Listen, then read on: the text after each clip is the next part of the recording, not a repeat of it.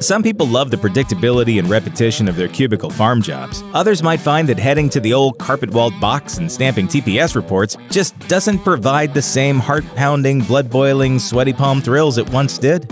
Why does it say pepper jam when there is no pepper jam? I swear to God, one of these days I just kick this piece of out the window. You and me both, man. Well, good news. There are some pretty crazy, scary job openings out there, and all you have to do is pick the way you want to bite the big one. We mean earn a living. So strap on your helmet and your safety harness and pay attention, folks, because today is career day at the University of Things That Might Kill You. Grapple with gravity as a lineman. Remember, never play around electrical wires or you could be playing with fire. If we're being totally honest, compared to some of the other jobs on this list, linemen have it pretty easy. Safety standards are high for U.S. jobs, so sure, you could be doing much riskier stuff than the average guy sitting in a cubicle.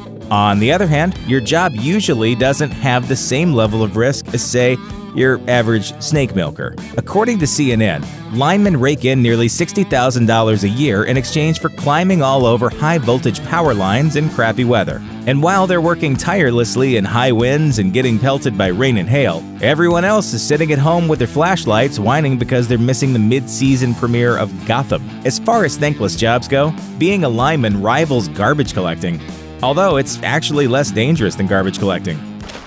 Bug split! You seen it?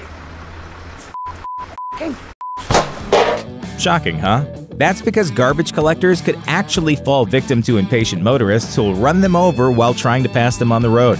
At least when you're a lineman, you get to go out in style on a wire that can carry up to 500,000 volts of electricity. Ah, consolation. Kind of. Whipped through the wind as a bush pilot. Who doesn't love the idea of soaring over a place so remote that even if you do survive, you'll probably get eaten by a bear before anyone even notices you're gone? Lots of people, evidently. But for people who love flying in the great outdoors, bush piloting is the most awesome job in the world.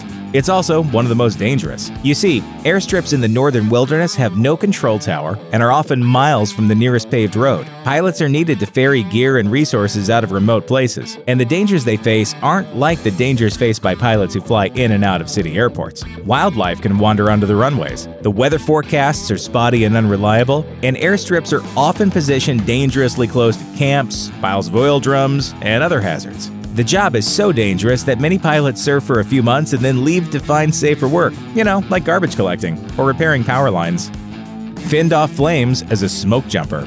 Firefighters deserve a huge shout out for the job they do. It's difficult, dirty work with the ultimate goal of saving lives. But firefighting isn't as dangerous as it used to be.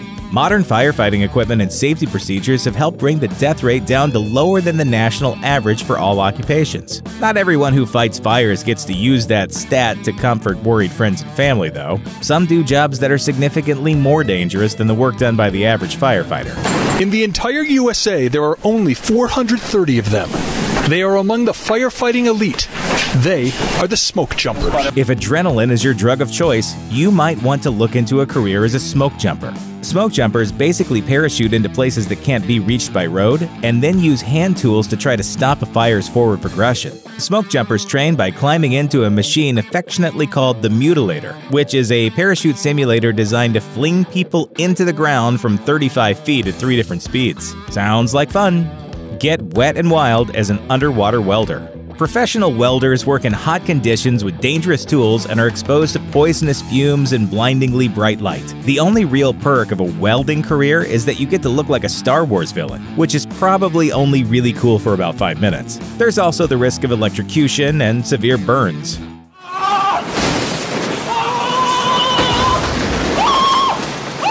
So, here's an idea. Why not weld underwater? You won't inhale poisonous fumes, it won't be oppressively hot, and you'll still get to dress like a Sith Lord. Well, even with those improvements, underwater welding is actually one of the world's most dangerous professions. According to Interesting Engineering, underwater welders work on structures like ships, dams, and pipelines. Welders may have to dive pretty deep with a scuba tank, which means they carry no communication equipment, aren't tethered to the surface, and are at risk of getting trapped in super high-pressure areas. The good news is an underwater welder can make some decent bank. The bad news is that most of it will have to go into an insurance policy to support loved ones after your untimely demise. But at least they'll be comfortable. Risk life and limb as a landmine remover. Maybe underwater welding just doesn't sound exciting enough for you. A high potential for drowning does kind of pale in comparison to a high potential for exploding. So if you really like danger, you should consider a career as a landmine remover.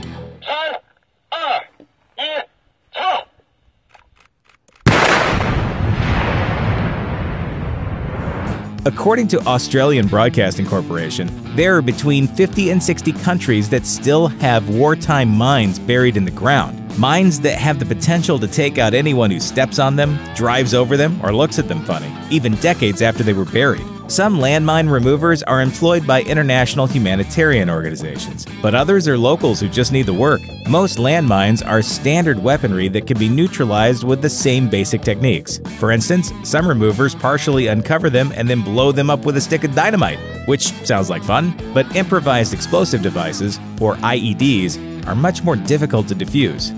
So you might want to consider this particular career if you don't really have anyone at home who would miss you.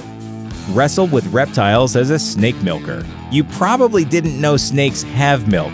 That's because they don't. They're reptiles. But you can still get a job as a snake milker if you're into animals and you think landmine removal is for people who lack a sense of adventure. In reality, snake milkers are paid to remove the venom from the fangs of live snakes. Why, oh why, would anyone want to do such a thing? Because the venom is actually used to make antivenom, which is the only substance in the world that can save someone from the effects of a snake bite. And it sure beats the alternative. Oh, there's so much poison, Dr. Bones! Don't stop sucking short long until it's all out! Most snake milkers need a master's degree or PhD in biology or a related field, and salary information is not widely publicized. And in case you were still on the fence, most snake milkers get bit eventually, several times. So if you're not prepared for frequent hospitalizations and possible time off on life support, maybe it's best if you cancel that job interview. Tell your boss you've caught a cold or something. We won't snitch. Thanks for watching. Click the grunge icon to subscribe to our YouTube channel. Plus, check out all this cool stuff we know you'll love too.